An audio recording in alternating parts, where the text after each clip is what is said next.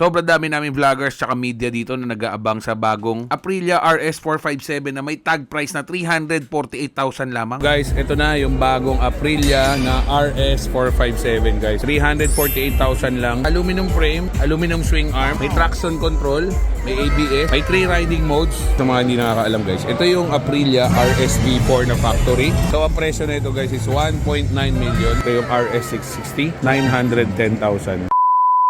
So nandito tayo tol sa Festival Mall Alabang. So merong bagong motor na naman. Siyempre, bagong motor na i-unveil si Aprilia. Ito yung RS457. So first time natin makita to guys. Pakikita ko sa inyo anong mga features nito. Kami tayong kasama dito guys. Andiyan sila Inang Moto, Lifestyle on Wheels. King Senko ang host natin. At siyempre nandito rin sila Miguel Bichara, Marvin Mangulabnan. At marami pang iba guys. Sobra. Si News Moto nandito. Oh. Mga banking boy.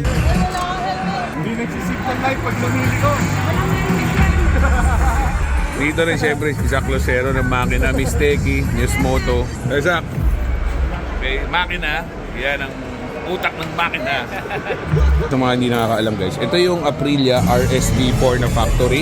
So ito yung parang P4S na panigale. So ang presyo na ito guys is 1.9 million. So ito yung track bike ready na nila talaga na 1100. Grabe, solid to guys. So fully adjustable lahat, electronic suspension, naka Brembo brakes, pero ito upgraded na sa OC Racing. Brembo rin yung brakes, pero ito naka-upgrade na sa air duct, tsaka lahat ng carbon parts. So after naman yan, naglabas sila ng mas maliit na version. Ito yung RS660. Mas mura ng konti ito guys, 910,000. Pero guys, aluminum frame din yan, aluminum swing arm din yan. Parallel twin na to, hindi siya V4 na same dito sa RSV4. At syempre, inabangan natin tong Aprilia RS457 guys. Game changer to kasi 457cc pero sobrang mura. Parang pinaliit yan na ganito. Play din sila dito guys ng RSV4 factory. Tapos Tuono V4, tapos yung Tuareg na adventure bike. Folks, what you can see here is our brand new bike for today. During the R&D process of this unit, Aprilia sent out their team from Italy to survey the Philippines, and one of the reasons why the unit has a displacement of 457cc is for the tollway restrictions here in our country. At exactly 4:57, I want you to ready your camera because we are going to unveil these 3 bikes, which happens to be the toned down version of the RSV4 1100 factory, and that fine example over there of the RS660.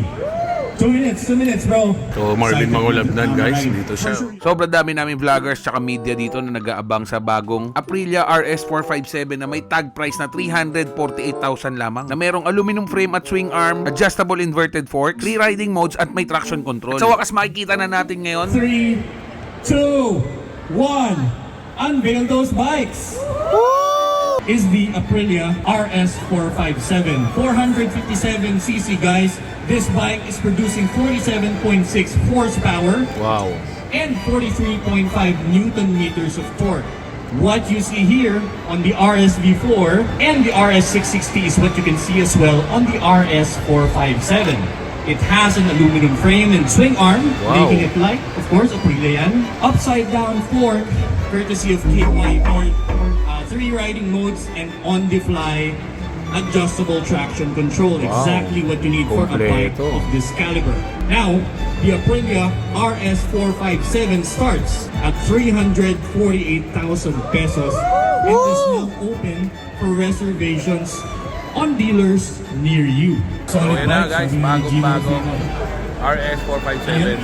Colors. 348,000 lang guys, napakamura, grabe. So disclaimer lang guys, no, itong Aprilia RS457 is gawa sa India. So hindi siya gaya ng mga RSV4 na gawa sa Italy. So marami ring mga entry level na big bike na gawa sa India gaya ng Royal Enfield Classic 350, Royal Enfield Himalayan, Triumph Speed 400, BMW GS 310, KTM Duke, Adventure at RC 390 at madami pang iba. So kung beginner ka sa big bike, lady rider, at gusto mo na magaan at budget friendly na sports bike, saktong-sakto to para sa'yo. Sulit na sulit to para sa 348,000 38,000. So kung may mga tanong kayo guys, pwede kayong mag-comment at sasagutin ko lahat ng mga questions ninyo. I-like at follow mo na rin tong page na to. Kaya naman sinakyan ko rin to guys para malaman natin kung ano yung seat height at syempre kung ano rin yung feels, kung yuko ba to or parang sports touring lang ng mga Ninja 400. At syempre guys, makikita nyo naman tupi pa yung tuhod natin. Ang height natin is 5'11". So guys, yung direct competitor dito is yung CF Moto na SR450.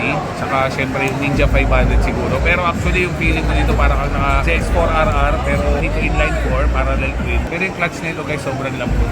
5'4", Kenji Moto. Tingkayad si Kenji pero abot. Ang dalawang paa nakababa.